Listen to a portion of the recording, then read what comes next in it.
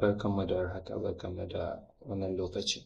A yau za mu yi bayani ne akan len function na Python, wato len function len su kuma braces kenan bracket guda biyu. Menene amfanin shi? Alright, len function dai ana amfani da shi ne wajen sanin yawan haruffan da ke a cikin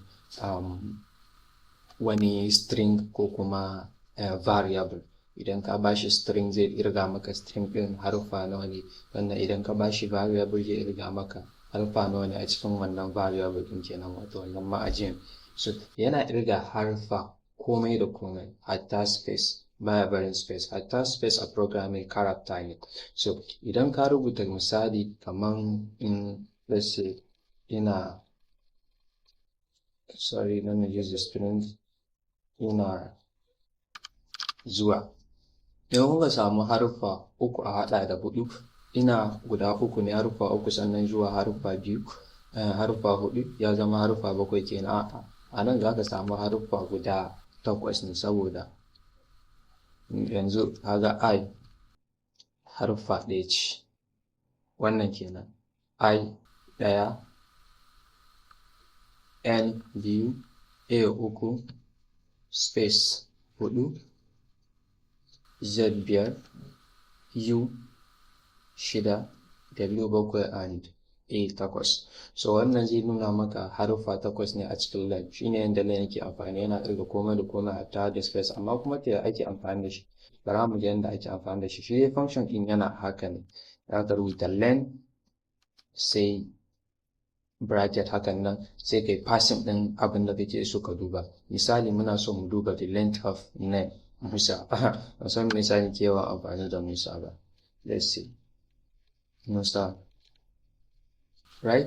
So wannan function ɗin zai ba mu adadin kalmomi ko haruffan da yake cikin name ɗin Musa. Amma ai ba za mu iya gani haka ba, dole sai mu printing ɗin shi, right? So za mu printing ɗin wannan. Print. Parenthesis ɗin. Print len Musa, right? So bara mu running ɗin shi. Ta nuna.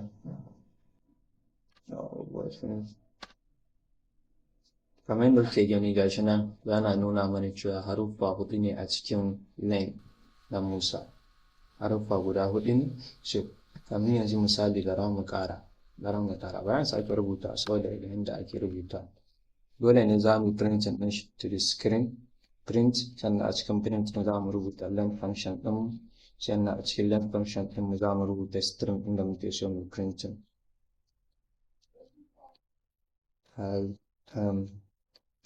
Good.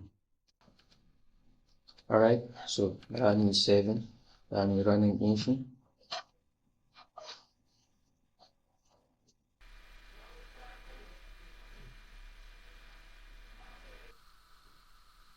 Good. Za ku ga ya nuna mana variable, ya nuna mana length, muna da characters guda 9. Bara mu kirga. Ya fara daga nan I 1, 2, 3, 4, 5, 6, 7, 8, 9. Idan kuka lura ya irga mana komai da komai, wato hatta space ɗin ma bai bari ba. So wannan shine yadda len yake aiki. So idan muna so mu printing kuma na variable fa, misali a nan za mu samar da variable ɗinmu a sama. Variable ɗinmu da ya string ɗin name is equal to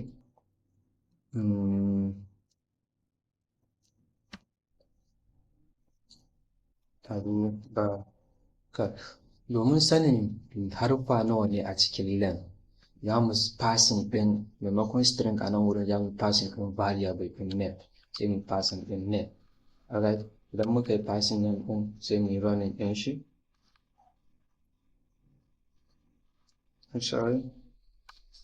Idan muka yi running ɗin shi za mu ga cewa haruffa 8 ne a cikin name. Abubakar yana da haruffa guda 8. Da idan ka irga za a ga haka ne. Hakan nan ko me da za ka ƙara space sannan ka yi rubuta wani abu nan, zai irga maka duka abubuwan da yake ciki sannan ya nuna maka a screen naka. Gashi nan ya zama haruffa guda 11. ID aka haɗa da space ɗin nan da 8 ya zama guda 11 kenan. So yanzu za mu je advanced level, wato za mu yi printing ɗin za mu nema input daga user, za mu tambayi user abu, sunan shi, idan ya sa sunan shi sai mu printing result ɗin shi a screen ɗin mu. So name equal input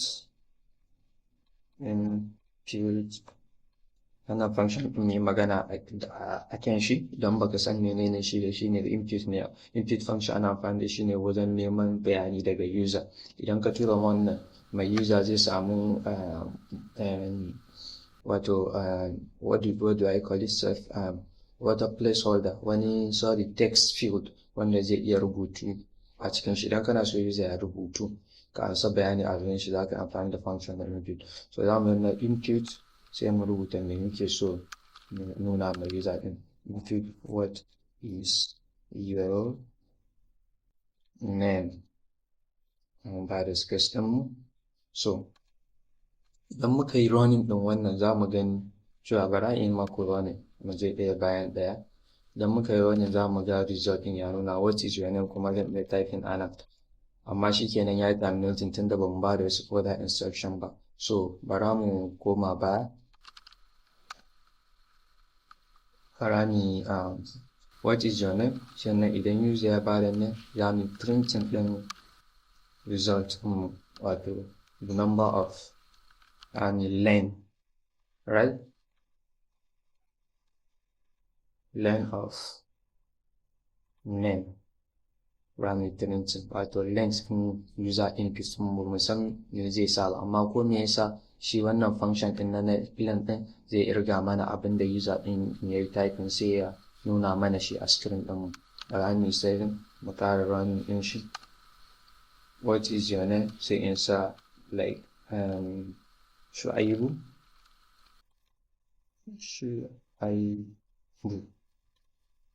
Alright, za mu gani cewa a Shu'aibu akwai kalma guda 7. Idan muka irga mu ga haka ne, akwai daga nan 1, 2, 3, 4, 5, 6, 7. Alright, so idan muna so mu yi wani rubutu kamar ya your name has dash characters, za mu yi amfani da f string, amma ba za mu yi amfani da normal method kenan. A nan gaba zan nuna mana yadda ake amfani da f string. So bara mu goge sai mu ce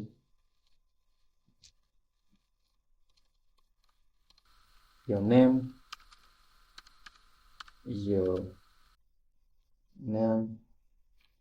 has an comma, say length of name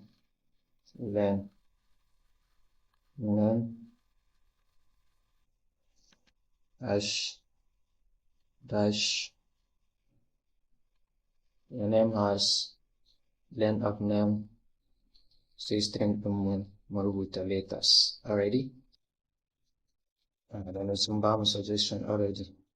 So idan muka yi printing wannan to the screen za ku ga abin da za mu samu. Yanzu what is your name sai mu ce sunana Habibu.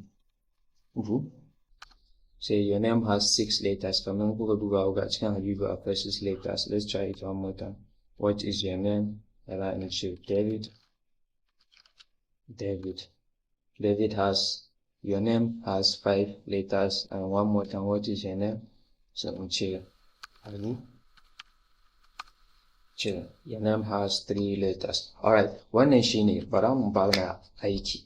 Aikin da nake so mu trying a nan shine ka je ka rubuta, ka tambaye user ya baka first name ɗin shi, sannan ka tambaye shi ya baka last name ɗin shi, sannan sai ka ce your name wani has dash letters, your name kaza has dash letters, sannan last name ɗin shi kenan sunan mahaifin shi ma a ƙasa a milan kai sake printing your surname has dash letters. Kaka rubuta surname asalin sunan da yasa za ka sa, wannan challenge ne.